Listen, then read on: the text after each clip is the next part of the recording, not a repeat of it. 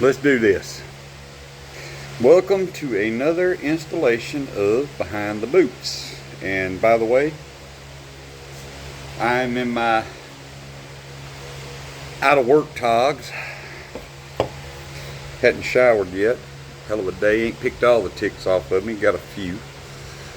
Enjoying a ice cold Coors Light. And I was just scrolling through the Facebook, and I ran across, because I had several people that added me to a group. I can't remember what the name of it is. I don't want to advertise for a group that's not Central Mississippi Surveyors, but I can't remember. Maybe it's called the Field Crew or something like that. But anyway, hey, there's a lot of guys that get on there and they have discussions and talk. But I ran across one a while ago about a guy that said he had written a legal description, or forgive me, we don't write legal descriptions. We write illegal descriptions or survey descriptions or better descriptions that the legal guys can write. That's a shot at my lawyer buddies out there. But I hope, I genuinely hope that we can have an attorney or two review this and maybe chime in and comment on it. The fella had wrote a post about how he had done a survey, wrote a description based on his survey, and when he sent it in, along with his bill for the services he provided, where he carried out what he said he would do, he received a communication, be it a phone call, an email, or what such, back from the title attorney, who asked him to take the description that he wrote along with a statement, and we've all seen these damn statements, where everything from the blue sheet to they dream up something, they want you to sign and certify that this is is a true and correct survey of what's in there. It's stuff we already tell them when we draw the plat of the survey we did and drop our stamp on it. But they've got some tighter language, that possibly means if something's wrong, it's all your damn fault. But anyway, then he was required to take this document and go have it notarized, send it back to him. Now, just out of curiosity, for the sake of argument, what good is the seal that we earn by testing, experience, continuing education, and so forth, if a notary from the bank don't have a damned idea about what you're submitting there, just watches you sign it and stamps it, holds more weight than that stamp. And I bring this up because it was an interesting little article there. I didn't comment on it one way or another, but over the last 6 months I've had this happen twice myself, where I submitted a survey and I had a title attorney or something, a title company. I can't even say if it's an attorney. It might be a paralegal. It's asking me for this kind of stuff, to turn around after I have submitted my survey. Either payment has been rendered, or I have submitted an invoice that is to be paid at closing. But in order to get my proceeds from it, and for my client to be able to proceed with his land transaction between one party wants to sell, one party wants to buy, before they're able to get that done, then I've got a third party coming between them and their surveyor that they hired to go out and do an accurate survey of the real property on the ground, produce a plat that meets standards of practice in the state of Mississippi, swear it's true and correct to the best of my belief and meets class, whatever we determine the class of the survey should be. We went through all those hoops and we've agreed on a price, Because, I mean, let's be real. Surveying's not open-ended. The first question you get asked is, how much do you charge? Now, we've all heard the story. Well, you don't go to your mechanic, you don't go to your doctor, you don't go to your lawyer, you don't get a price up front, but I'm going to go ahead and tell you something. We're the stepchilds of the legal community here. And in order to go ahead and secure somebody signing a piece of paper that says, I will pay you, I promise I will pay you if you will do this, this, this, and this, if you can hone it down to what you've got to do, at a certain point we got to make a good educated guess about a piece of property. But it's not like this, well, it could cost $1,000, it cost $100,000. How many surveys are you going to get? So you have already negotiated for a price. And by the way, y'all set through any kind of a ethics class. We've been told that if you throw a price out there and then you renege on that price, well, that's unethical. So, what's the option? And seriously, look, some of you guys, y'all are big time. I'm just a little country ass surveyor here in Scott County that's competing against a bunch of other country ass surveyors in Scott County that may still charge $450 for a survey. So, when you honest to God give somebody a true assessment on what they need done after you sit down there and review it. And by the way, we do the review work for free. Send me your deed. All right, they send us one deed. It's a bull crap deed, and we go under the there, we look at the tax maps, we pull the deeds all around it, and then we sit down and we come up with and we can call it an estimate if we want to. But you know what? If you estimate something to be $1,000 and you come back and you charge somebody $3,500, they're going to call bullshit real quick.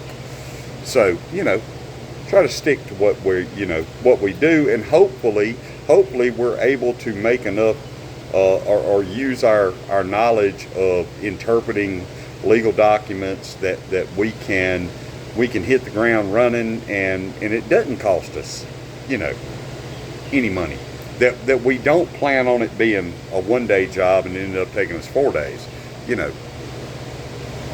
Good surveyors can do that. If it looks like it's going to be 4 days, we tell them, well, hell, I'm gonna put 5 days in on it, and then if it turns out to be 3, you in the good. I don't particularly like doing not to exceeds, but here we are again. We're in a competitive market where not everybody's got an open checkbook. They're sitting there calling half a dozen surveyors. Turn out to be the cheapest. Why are you the cheapest? Well, in the case like me, it's probably because I've got less overhead. It don't mean that I don't go out and do the same job that a company that's going to charge twice as much as I do charges. But at the end of the day, I just really don't know how to charge each and every person to run out and get a notary. Now, one can say, Eric, I know an old gal that'll notarize for $5. That's good. I got somebody that'll notarize for free. But the fact of the matter is where is the weight of the professional stamp anymore?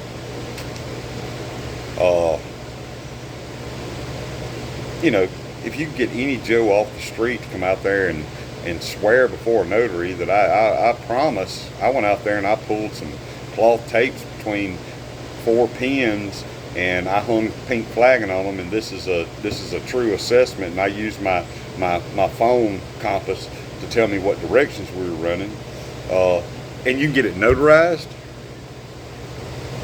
What good is that? And why is that more valuable than if I were to sit down and they could have asked me, they said, Eric, will you sign this this letter stating that although the description, it doesn't match the description of record, that is your professional opinion that you have done a true and accurate depiction of what the original description was trying to say, although the distances you measured between it actually go to the 100th and the original deed went to the nearest foot. Or that your bearings go to the nearest minute or second while the original one was to the nearest degree. Why shouldn't the stamp that says professional surveyor licensed by the state of Mississippi in good standing with the Mississippi Board of Licensure not hold the weight of a notary working at a bank or doing it in her spare time or his spare time? That's just kind of something that kind of gripes me, but you know, it's all here or there. We deal with what we deal with.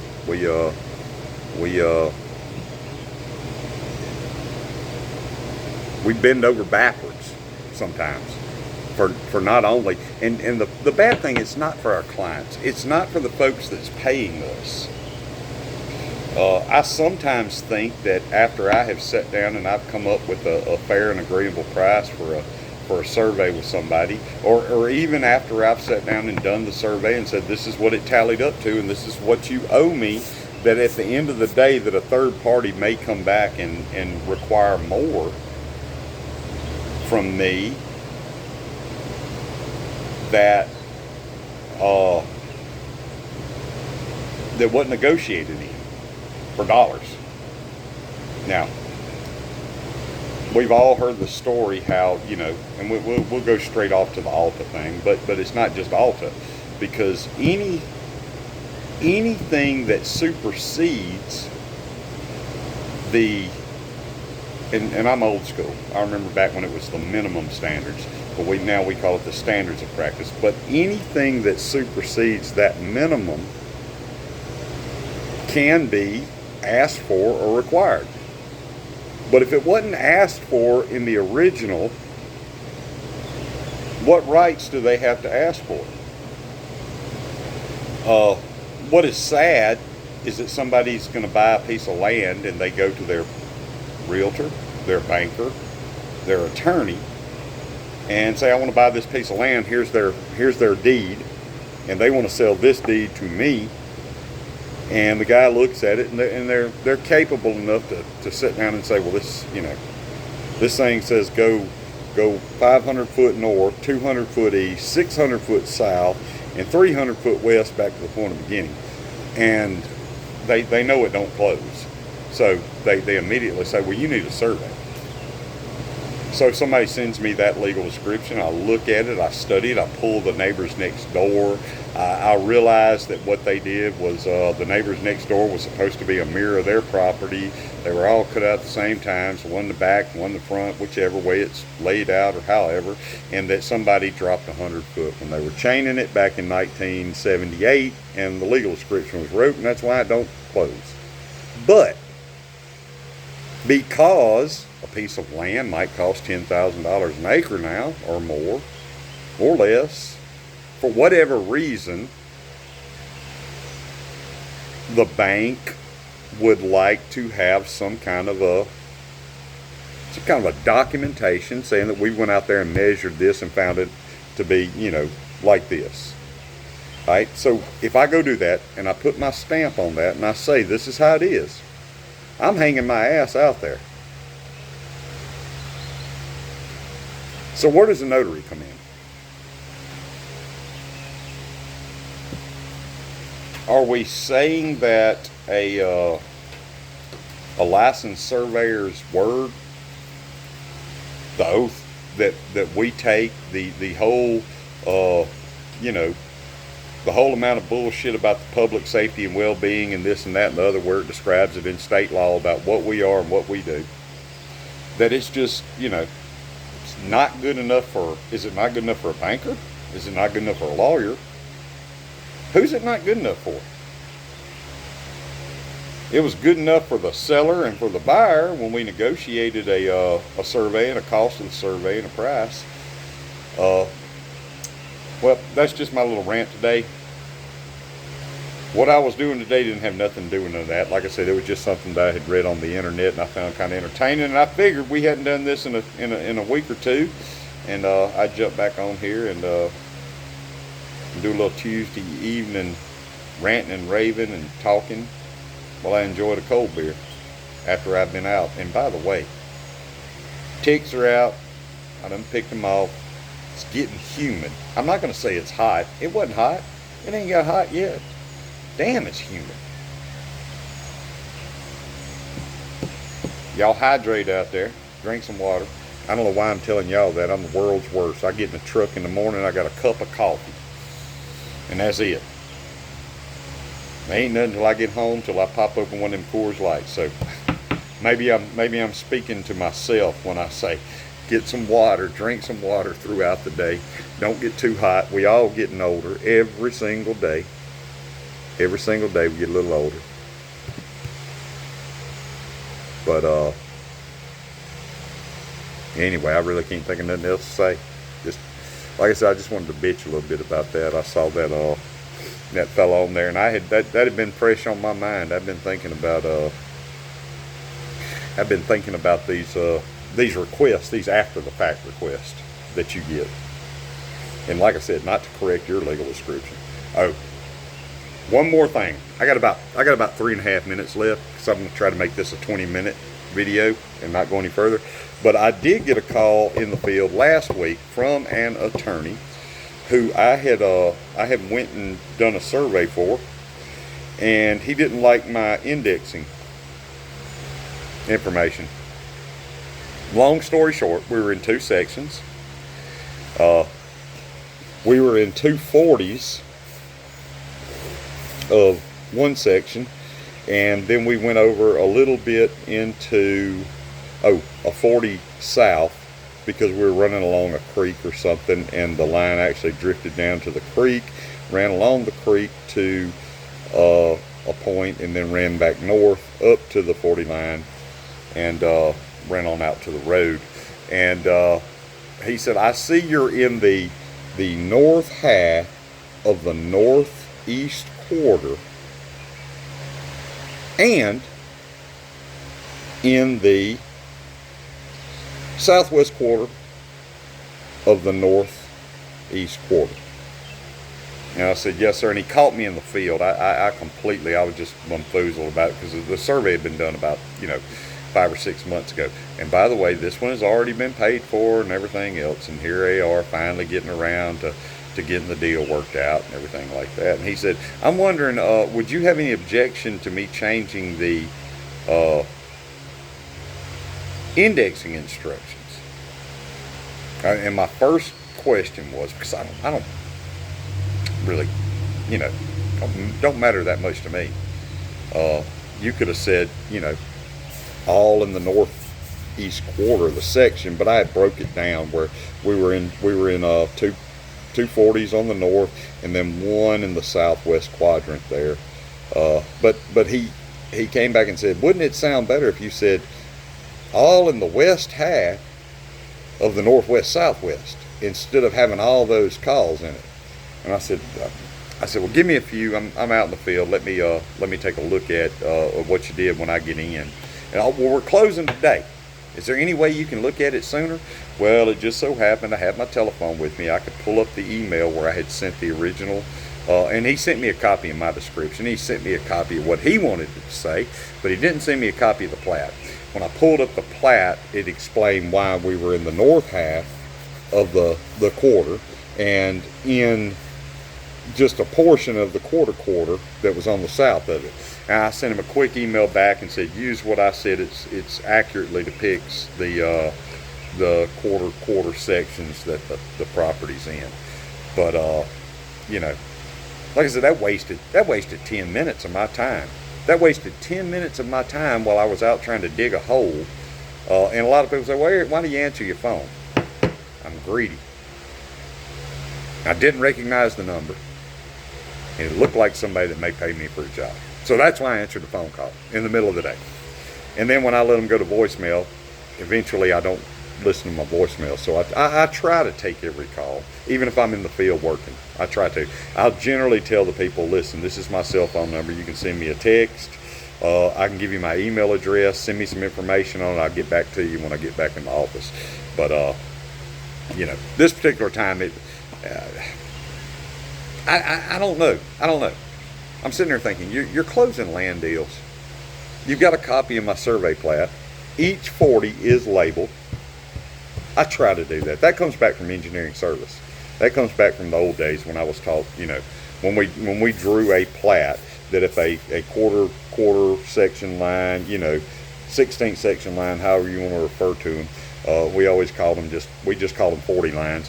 If the line runs through there on each side of the line, you say, well, I'm in the northeast, northwest, northeast, southwest, northeast, so forth and so on. You put them all on there. But anyway, I didn't have to sign an affidavit on that one, so that's a good one. Because I think he would have got told, but you know what? I don't know who you're going to get to notarize it, but I signed, stamped, and delivered it about 6 weeks ago. I'll be happy that y'all get it closed. But anyway, don't change my descriptions. But if you want to, go ahead. I've got the original here. I've got the emails to prove it. Do whatever you want to. Don't think that I can't back up what I do. But anyway, that's my rant for the day, guys. Y'all be safe out there. Try to stay cool. Ha ha ha. Hydrate. And keep putting them boots on the ground. Making that money. I don't know how long it's going to last. We're going to keep riding that mule till it falls dead. Y'all have a good one. I'm out.